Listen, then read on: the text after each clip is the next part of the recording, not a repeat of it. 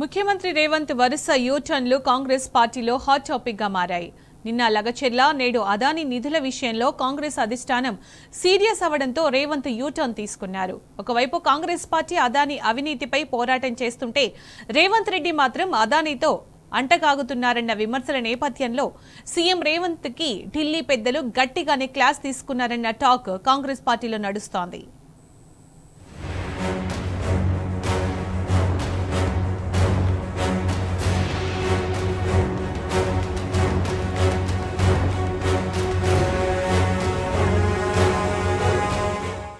ముఖ్యమంత్రి రేవంత్ రెడ్డి వరుసగా యూటర్న్లు తీసుకుంటున్నారు.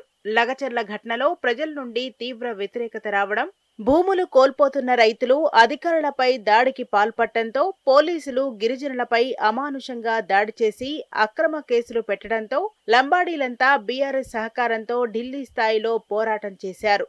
దీంతో జాతీయ ఎస్సీ ఎస్టీ కమిషన్, మానవ హక్కుల కమిషన్, రాష్ట్ర ఎస్సీ ఎస్టీ కమిషన్ లగచర్లలో పర్యటించింది.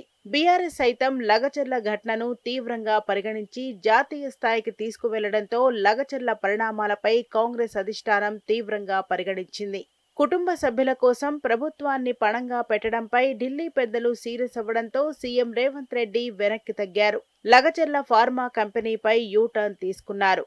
మొదటగా ఫార్మా కోసం భూసేకరణ అని జీవో ఇచ్చిన ప్రభుత్వం, తర్వాత ఇండస్ట్రియల్ కారిడార్ కోసమే భూసేకరణ అంటూ కవరింగ్ ఇచ్చారు.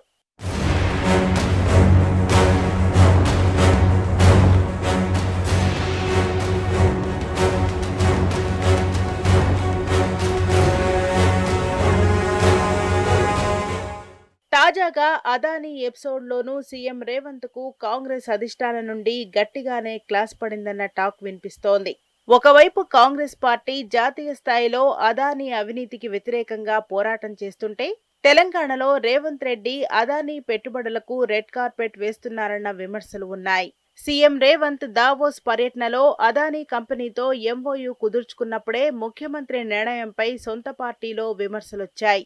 ఆ తర్వాత అదానీ సీఎం రేవంత్ ని కలిసి తన సిఎస్ఆర్ ఫండ్స్ నుండి స్కిల్ యూనివర్సిటీకి 100 కోట్లు ప్రకటించడం చర్చనీయాంశమైంది. స్కిల్ యూనివర్సిటీకి నిధులు ప్రకటించిన వెంటనే రామన్నపేటలో అంబుజా సిమెంట్ ఫ్యాక్టరీ కార్యకలాపాలను ప్రారంభించింది అదానీ కంపెనీ. అయితే దేశవ్యాప్తంగా అదానీ అవినీతికి వ్యతిరేకంగా కాంగ్రెస్ పోరాడుతుంది. ముఖ్యంగా రాహుల్ గాంధీ అదానీని టార్గెట్ చేస్తున్నారు. కానీ సీఎం రేవంత్ రెడ్డి తెలంగాణలో అదానీ రెడ్ కార్పెట్ వేయటంతో కాంగ్రెస్ జాతీయ స్థాయిలో ఇరకాటంలో పడింది. దీంతో రేవంత్ ను అధిష్టానం గట్టిగానే మందలించింది.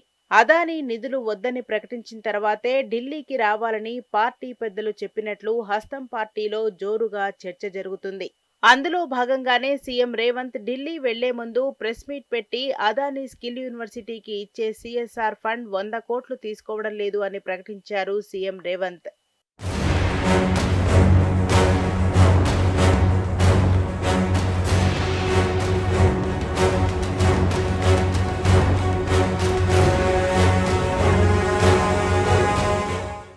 రాష్ట్ర ప్రభుత్వం తరఫున అదానీ గ్రూప్ ఆఫ్ కంపెనీస్కి మా అధికారి జయేష్ రంజన్ ద్వారా లేఖ రాయడం జరిగింది. ఇప్పటికే పలుమార్లు సీఎం రేవంత్ తొందరపాటు నిర్ణయాలు తీసుకోవడం, ఆపై అధిష్టానం నుండి చివాట్లు పట్టంతో వెనక్కి తగ్గడం పరిపాటిగా మారింది. హైడ్రా కూల్చివేతలతో పేద ప్రజలను భయభ్రాంతులకు గురిచేసింది రేవంత్ సర్కార్. అందులో సొంత పార్టీ నేత మాజీ కేంద్ర మంత్రి పల్లన్ రాజు సోదరుడి ఇల్లు కూల్చివేయటంతో పాటు మాజీ ఎంపీ కేవీపీ రామచంద్రరావును టార్గెట్ చేసిన ఎపిసోడ్లో కాంగ్రెస్ అధిష్టానం నుండి గట్టిగానే సీఎం రేవంత్ క్లాస్ పడింది అని, ఆ తర్వాత హైడ్రా కూల్చివేతలు నిలిచిపోయాయన్న టాక్ కాంగ్రెస్ లో నడుస్తుంది. ఇక మూసీ పునరుజ్జీవనం విషయంలోనూ సీఎం రేవంత్ రెడ్డి దూకుడుగా ప్రవర్తించినా హైకమాండ్ నుండి బ్రేక్స్ పడ్డాయన్న టాక్ ఉంది.